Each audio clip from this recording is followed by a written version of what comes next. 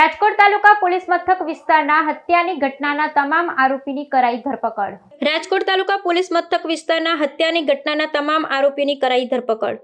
રાજકોટ તાલુકા police મથક વિસ્તારમાં થયેલી હત્યાની ઘટનાએ શહેરમાં ચકચાર મચાવી છે. શકીલભાઈ નામના વ્યક્તિએ ફરિયાદ નોંધાવી હતી કે તેના ભત્રીજાના ઘરે ભાડાના મામલે વિવાદ થયો હતો. આ વિવાદ દરમિયાન વિપુલભાઈ પર હુમલો કરવામાં આવ્યો, જેના કારણે ગંભીર ઈજાઓ થઈ. પોલીસે ઘટનાની ગંભીરતાને સમજીને તરત જ તપાસ શરૂ કરી આરોપીની ઓળખ કરવામાં આવી અને તમામ આરોપીની ધરપકડ કરવામાં આવી. પોલીસના જણાવ્યા મુજબ આ હુમલો પૂર્વ નિયોજિત હતો કે નહીં તે અંગે તપાસ ચાલી રહી છે. આ ઘટના શહેરમાં ભાડાના વિવાદોને લઈ વધતી જતી હિંસાની ચિંતાને ઉજાગર કરે છે.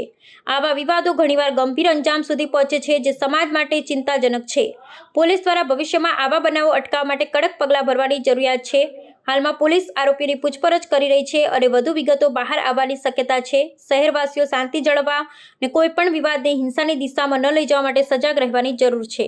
રાજકોટ તાલુકા પોલીસ સ્ટેશનમાં એક બનાવ બનેલો, જેમાં BNS કલમ 109(1), 115(2), 118, 189 મુજબના વગેરે કલમો હેઠળ ગુનો દાખલ કરવામાં આવેલો, જેમાં ફરિયાદી શકીલભાઈ મોહમ્મદભાઈ શાહદાર, જેઓને એના ભત્રીજો હતો જે અવેશ,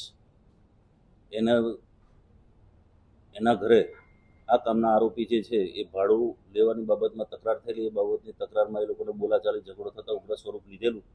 એ દરમિયાન આ કામમાં મરણ જનાર વિપુલભાઈ, જે શકીલના મિત્ર હોય, એ પણ ત્યાં હાજર હોય. ત્યાં મારામારી થતાં ગંભીર ઇજા પહોંચતા પહેલાં વિપુલભાઈને સારવાર હેઠળ હોસ્પિટલ ખાતે સારવારમાં મોકલેલા. સારવાર દરમિયાન તેમનું મૃત્યુ થતાં આ ગુનાના કામે 103(1) મુજબનું કલમનો ઉમેરો કરવામાં આવેલો છે અને આરોપીઓ જે છે એ આરોપીના નામ આવતા આરોપીને ધરપકડ કરવામાં આવેલી છે ગણતરીના કલાકોમાં.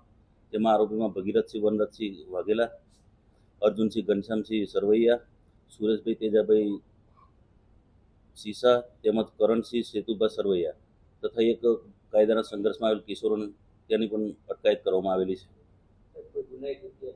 આમાં ગુનાહિત ઇતિહાસમાં ભગીરથસિંહ વનરાજસિંહ કરણ વાઘેલા જે છે એનો ગુનાહિત ઇતિહાસ છે, જેમાં એ પોતે તાલુકા પોલીસ સ્ટેશનના પ્રોહિબિશનના ગુનામાં, સાયલામાં પણ પ્રોહિબિશનના ગુનામાં, યુનિવર્સિટી પોલીસ સ્ટેશનના ગુનામાં પણ સંડોવાયેલ છે.